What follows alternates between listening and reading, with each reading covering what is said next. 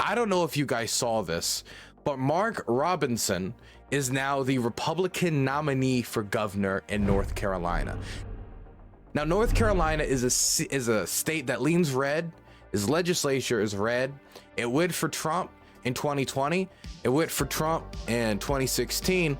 And there's a good chance it'll go for Trump in 2024. But we don't know, because Democrats have been doing a lot of investments in North Carolina to see if maybe they can flip the state. And some analysts discount it. Others think it could be a swing state come this election. I don't know. I think we're still too far out to say. But North Carolina also has a Democratic governor. And since it has a Democratic governor, that does mean, and in North Carolina gubernatorial elections, people turn out. In fact, the last, I think, North Carolina gubernatorial election had more people turn out than for the presidential election. That's not how it usually goes either. So North Carolina takes its gubernatorial races very, very seriously as a state. And now, I don't know how much I could say that, at least for one party, because they've nominated Mark Robinson. Now, Mark Robinson, when it comes to where he came from, this is a very recent type of political star. If you haven't heard of him until very recently, that makes sense because he was a pastor. He was a pastor who rose into prominence through a lot of his clips and speeches and stuff going viral online, him getting connections within the Republican Party before Trump getting behind him with his, I would say, somewhat vitriolic rhetoric is being very kind, getting him the spotlight. Now, he has said a lot of wild things in his day. I think one of the main ones that people are talking about now is this old unearthed clip from 2022 where he says, "I absolutely want to go back to America where women couldn't vote." If you guys are curious about the context, somebody found the context. Here's a clip of it. You can watch it from HuffPo. A few days ago and asked her, what America are we going back to make America great again? The one where women couldn't vote or black people were swinging from trees?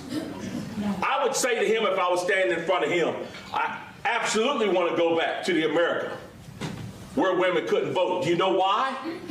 Because in those days we had people who fought for real social change and they were called Republicans. I mean, even if you were to try to swing this in a way like, well, you don't understand because at that time I was saying, Republicans were around, Republicans was cool. He just said he wanted to go back to a time where women couldn't vote. He just said that. He said that out loud. He said that out loud. It was recorded and then it was posted online. And now it's been rediscovered. And I could sit here and go on and on about why I think women should vote, or I say something like this is really stupid, or could indicate maybe other backwards views he has towards women's rights issues.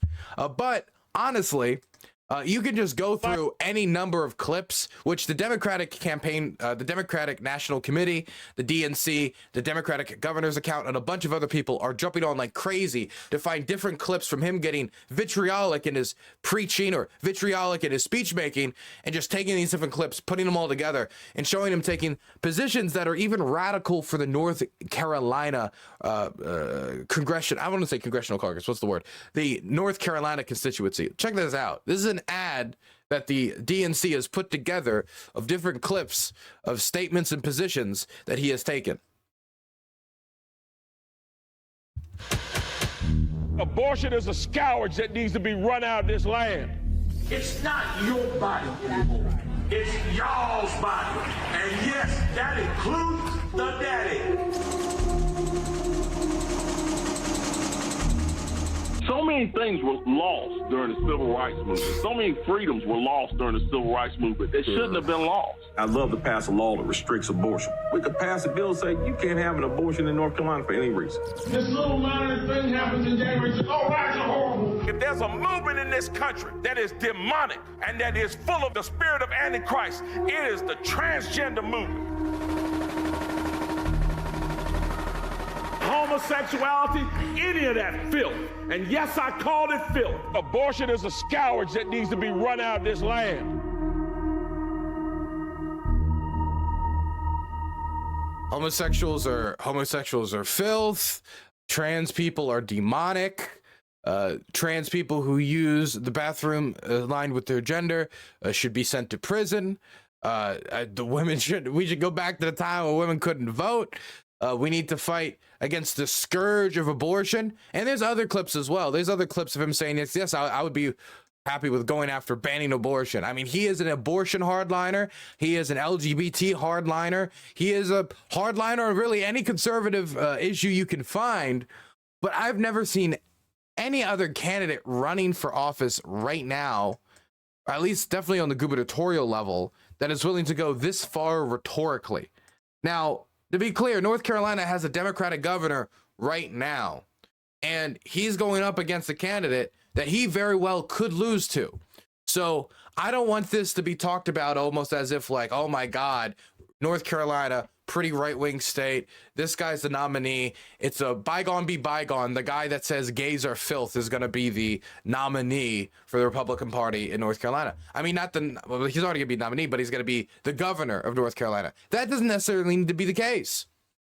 This guy did run for lieutenant governor, if I remember, in 2020, and he lost. He lost that run for lieutenant governor.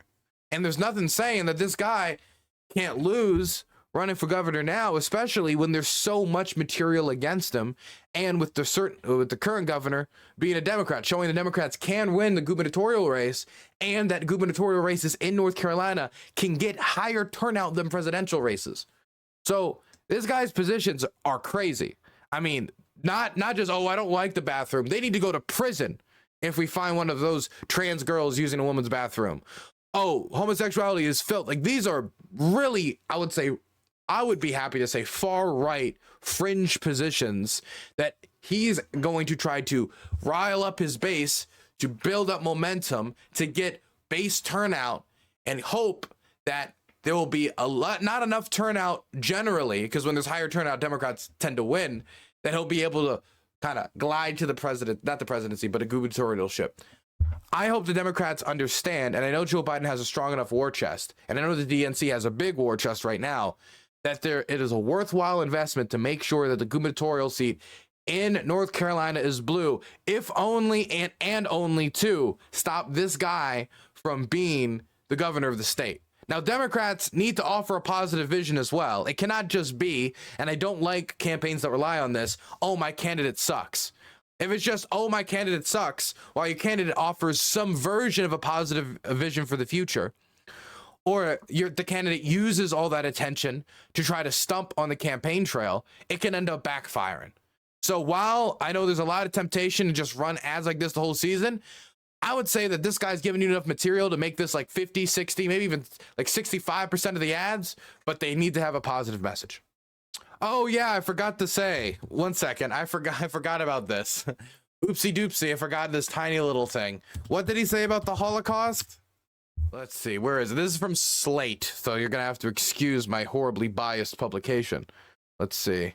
What did he say about the Holocaust? Holocaust. What the heck is this? That was weird. That was just... Is Slate just like a virus center now? It's just full of diseases? What is this? Okay, 1 second. Holocaust. There we go. There is a reason the liberal media fills the airway with the programs about the Nazi and 6 million Jews, quote unquote, they murdered. There is a reason those same liberals do not fill the airwaves with the programs about the communist and 100 million people they murdered throughout the century. He also, in a 2014 post, quoted Hitler without context. Wait, what? Okay, 1 second. I don't know about this Hitler quote. Trump-endorsed candidate quoted Adolf Hitler in a 2014 post that normalizes the German dictator's stance on racial pride. History who said it, number one, pride in one's own race, and that does not imply contempt for other races, is also a normal and healthy sentiment. I have never regarded the Chinese or the Japanese as being inferior to ourselves. They have the right to be proud of their past, just as we have the right to be proud of the civilization to which we belong.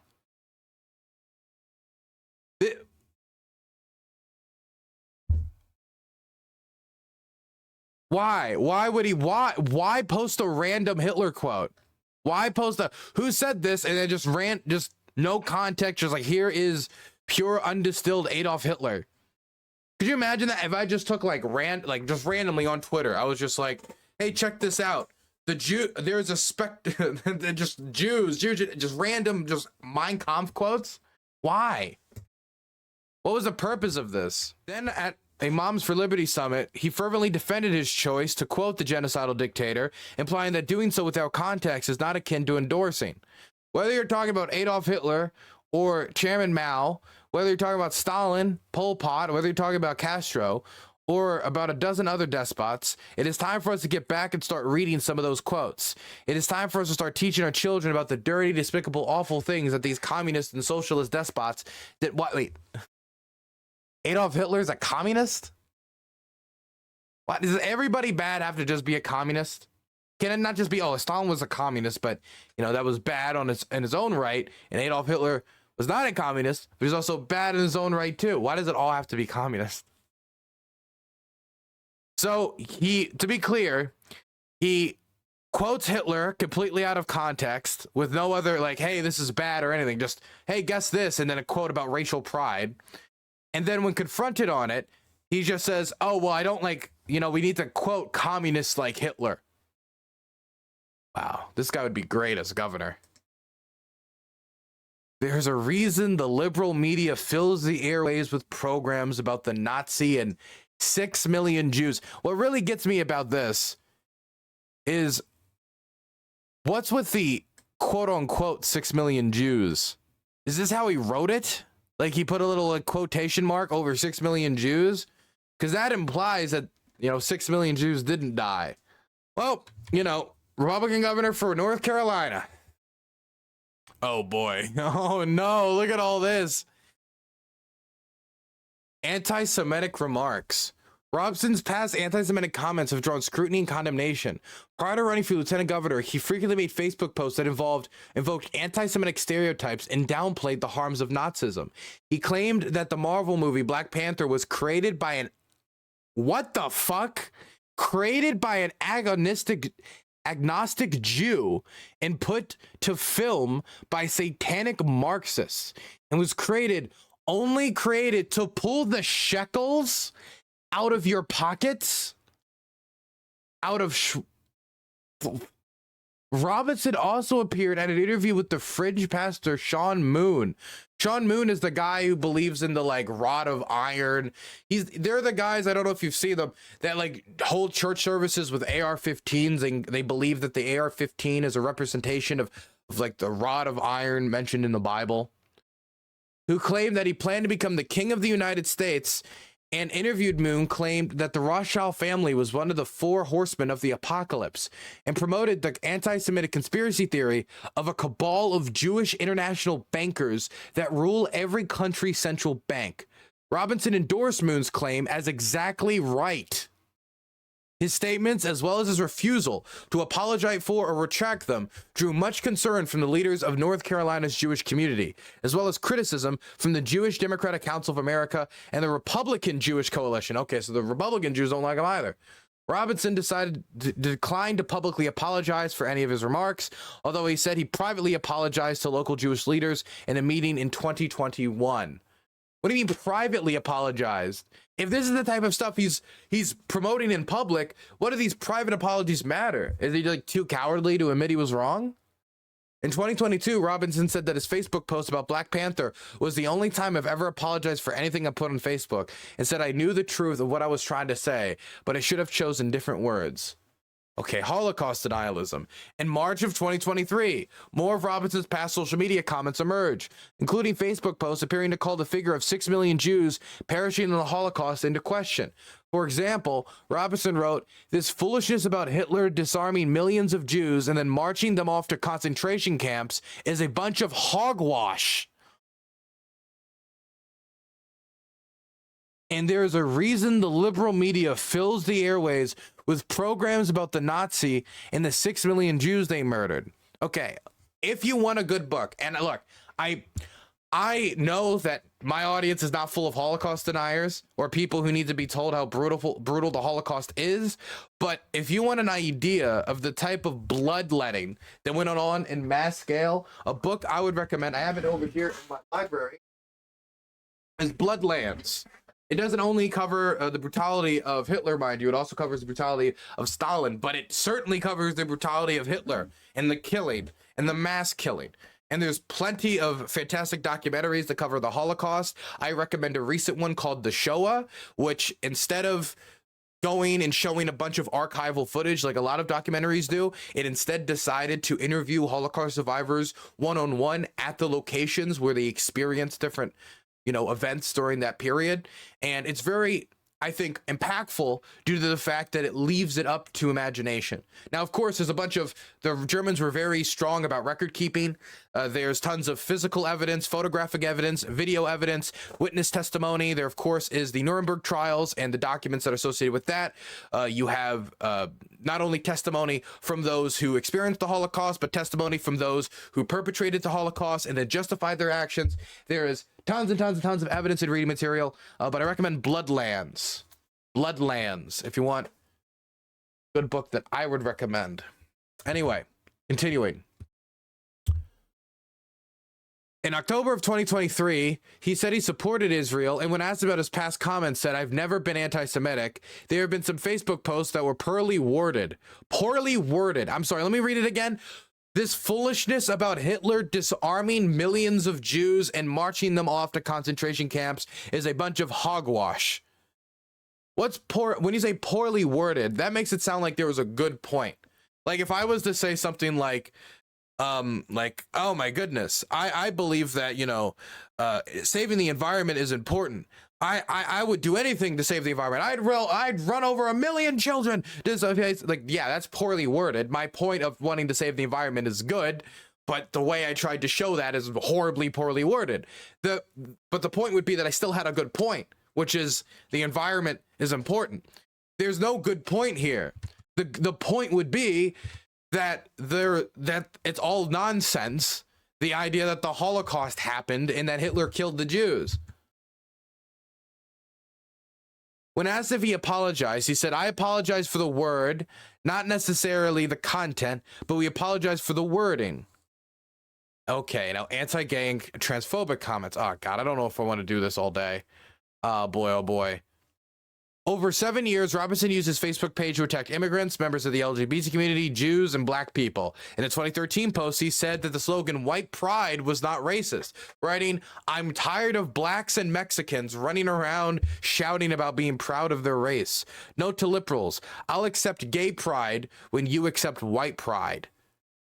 He also referred to African Americans using ethnic slurs, including muddle-headed, oh God, Jesus Christ. Okay, I don't even know. Okay, you know what? I'm starting to get the idea that I don't like this guy very much, and I think he might hold some anti-Semitic, homophobic, and transphobic beliefs and want to control the bodies of women, and I don't trust this guy as far as I can throw him. It's probably also not good that he's a hardcore Trump loyalist, and considering that North Carolina is a swing state, well, that's of some concern as well. Because if you're willing to at least pretend that the election in 2022 was stolen and go along with Trump for his shenanigans, why wouldn't we think that come, say, 2028, or some place where Trump, after being made president again, might be able to affect the outcome of an election through the executive branch, why someone like this, or his lieutenant governor, wouldn't help him? One last thing I have to bring up. Here's a Facebook comment from him, because he really could not shut up on the internet. What a silly argument. 99% of abortions in this country are done on demand, meaning the woman had consensual sex, got pregnant, and simply does not want to have the child. But remember, he didn't say 99%. If you listen to his speeches, he has said on multiple occasions, he's happy with a full-out abortion ban. Everybody knows there's exception to rules, and in the case that you mentioned, that should be up to the woman. But to have abortion mills that kill the unborn at will is shameful, and as sure as I am writing this, if we allow this to become an accepted part of society, we will feel the wrath of God. And I'm not on a high horse. I'm not saying abortion is wrong because I said so. It's wrong because God said so. It's wrong when others do it, and it was wrong when I paid for it to be done to my unborn child in 1989. It's always like this, isn't it?